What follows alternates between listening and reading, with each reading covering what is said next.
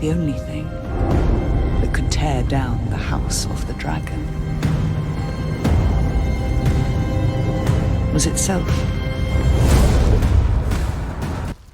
Hi, hope you guys are doing well. It's time for my review of episode 5 of House of the Dragon, We Light the Way. Before we get into the review, however, just a little heads up, we were joined by Julian Lewis-Jones, who plays Borman Baratheon on House of the Dragon, for an episode of our podcast, and we had lots of fun. He had lots of behind the scenes stories to tell. It'll be out in the upcoming days. Definitely don't miss it. As always, we're gonna focus on the most important parts, and then we'll end it with my overall rating for this episode. We start off the episode with Daemon's first wife, Rhea Royce, and the scene is both good and bad. It was very refreshing to see the fields of the Vale. It was very refreshing to visit a new place, but the scene itself was a bit comical. Like, I don't understand, and I watched it multiple times now.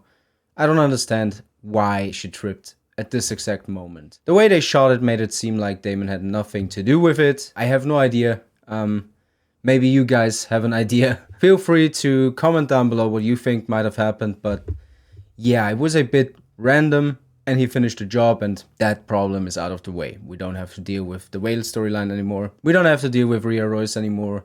Daemon is free to do whatever he wants now, and that is just kind of where they were going with this. That it was just there to free him of his wife. So nothing groundbreaking, so let's continue. The scene we have between Alicent and Otto Hightower was very, very good. First of all, it was amazing to see Rain in King's Landing. I don't think we've ever seen that in Game of Thrones. Both of them just have a very weird relationship, and I think that Otto actually loves her, but in his own way. Alicent was of course very upset that her father is leaving. I mean, even though this relationship is very manipulative, it's the only person that Alicent has right now. So it of course makes sense that she is upset that he's leaving. I also think that Emily Carey delivers her best performance of the entire show so far, and given that it's the last episode that she's featured in, it just fits perfectly. Moving on, we arrive at Driftmark for the very first time, and I gotta say, I love it. They've really done the High Tide justice. The way these shots panned out, and we really got a sense of the riches and treasures that Corlys has gotten over the years on his voyages. Also really like the beautiful landscapes,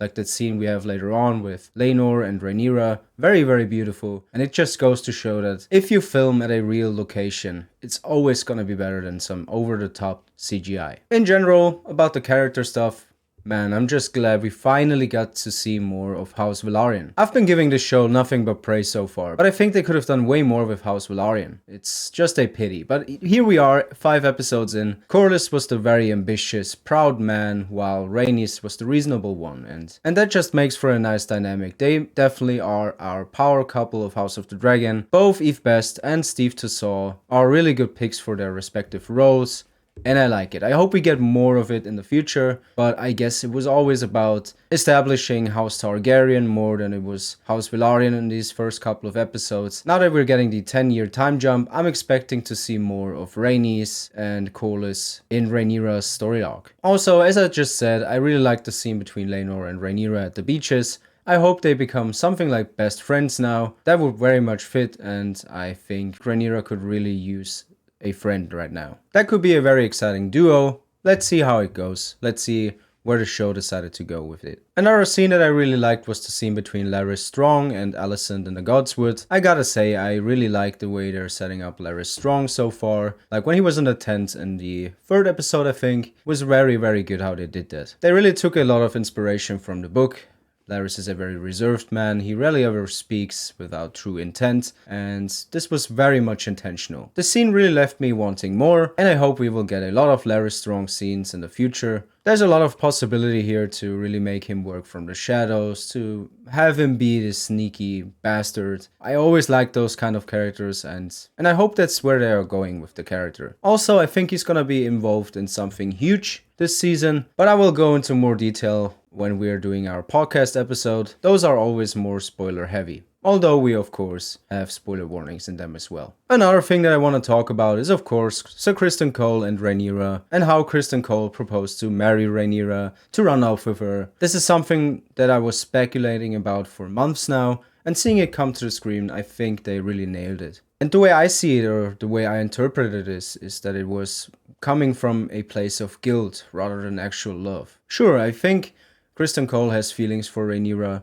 I think he kind of fell in love with the girl, at least a little bit, but I think it was more about him restoring his honor, him soiling his cloak, ultimately about him redeeming himself. He is facing the consequences of his own damn actions, and he can't deal with it. When Rhaenyra rejects his offer, we can see him burst out. And I think Fabian Frankel really delivers a great performance here. We also get another little Maester's conspiracy moment. At least my brain is just searching for anything everywhere now. The king of course gets worse and worse, and Grandmaster Melos doesn't even bother changing the treatment. He is still treating him with leeches, while Orwell is suggesting a different treatment that might actually work, who knows. Otto Hightower told Alicent that Viserys is not going to live to be old. Maybe Grandmaster Melos is ensuring that this is the case. I made a video about it last week, definitely go check it out. I'd love to hear your thoughts on this topic.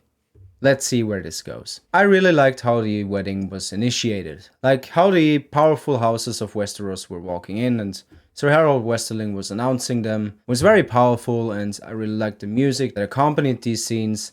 Was very well done. I really liked the new Velaryon theme, and it was awesome to see a Westerosi party for once. It was very new, very unique. A change, and probably my favorite scene of the entire episode that I really loved was how they had Alicent walking out in the green dress in the wedding feast and not at a tourney. It was such a phenomenal decision to go for that. They had all the powerful lords and ladies there, and she was right in the middle. She was the main focus, right when Viserys was making his big speech. It's almost as if the entire dynamic of the show changed. This is very much going into the direction of the Dance of the Dragons. That is why we're all here. And I really had goosebumps when I saw the scene for the very first time. I also liked how they had Alicent walk up to Hobart Hightower later on. Again, him ensuring that Old Town is standing behind her. I think we're in for a Maester conspiracy. I think we're in for a Hightower conspiracy in general. So this makes it sound like I liked everything and everything went great, but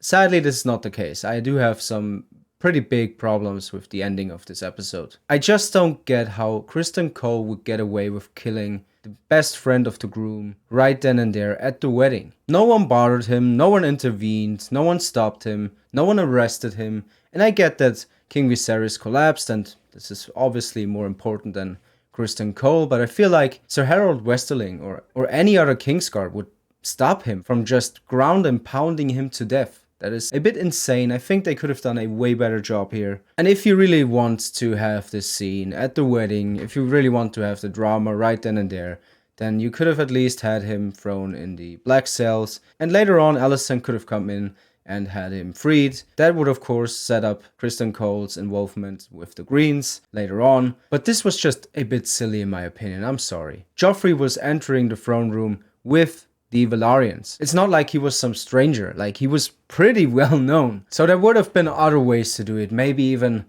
if you really want to do it without the tourney, there are plenty of ways where you can do it without it being in the wedding. You could have had him kill him somewhere where it's not as crowded, but man, it is what it is. I definitely think this is the worst scene of House of the Dragon so far, and it kind of leaves a sour taste for the overall experience of this episode for me. I really love the way it was directed.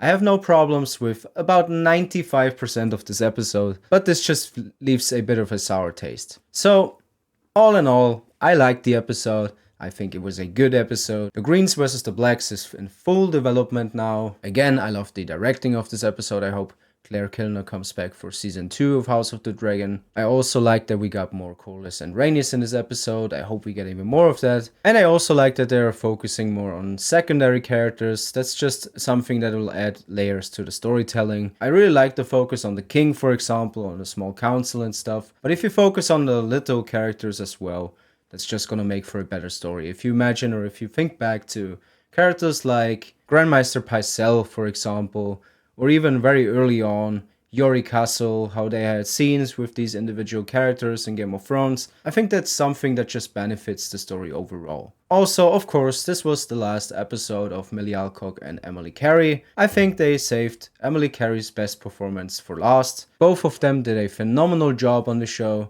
and it's kind of sad to see them go. But at the same time, I'm very excited for Emma Darcy's Rhaenyra and Olivia Cook's Alicent. So it's very mixed. I'm both happy and a bit sad about it. So if I would have to give episode 5 a rating, we would land at a 7 out of 10. And that's it for today. Thank you guys for watching. I hope you enjoyed this video. Leave your thoughts down in the comments below. Make sure to subscribe so you don't miss the Boromir Baratheon interview. And until then, take care and see us later.